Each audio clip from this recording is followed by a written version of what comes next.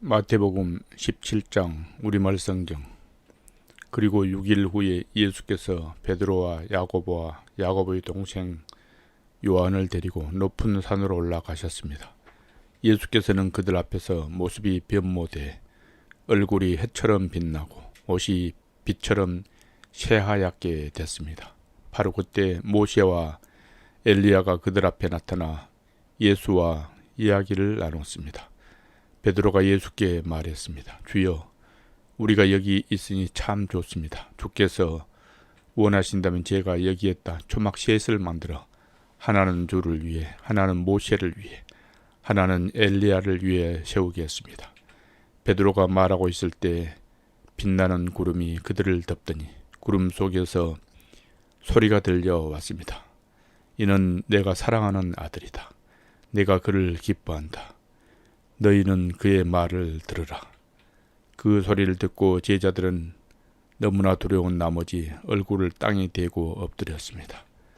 그때 예수께서 다가와 그들을 어루만지며 말씀하셨습니다. 일어나라, 두려워하지 말라. 그들이 눈을 들어보니 예수 외에는 아무도 보이지 않았습니다.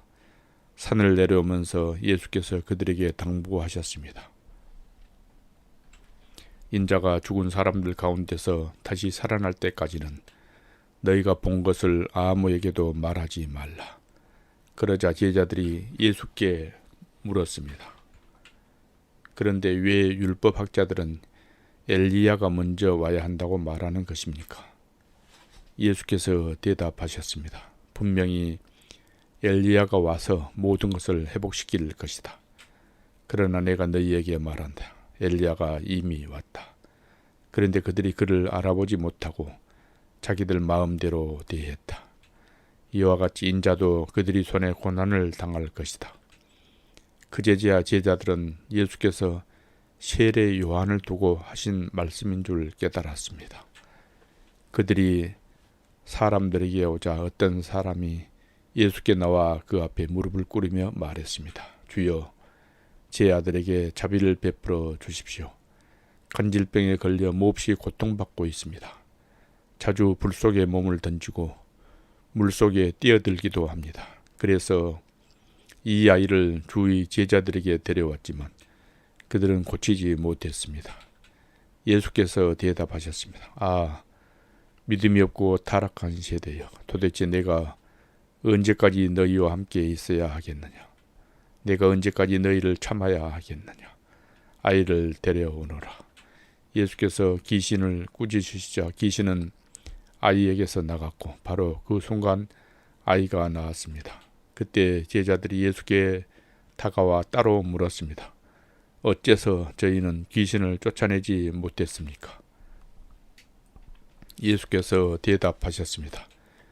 너희 믿음이 적기 때문이다. 내가 진실로 너희에게 말한다.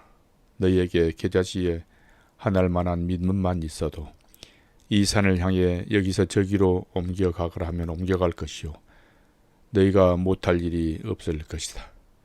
그들이 갈릴리에 모여 있을 때 예수께서 그들에게 말씀하셨습니다. 인자가 사람들이 손에 넘겨질 것이다. 그리고 그들이 인자를 죽일 것이다. 그러나 인자는 3일 만에 살아날 것이다.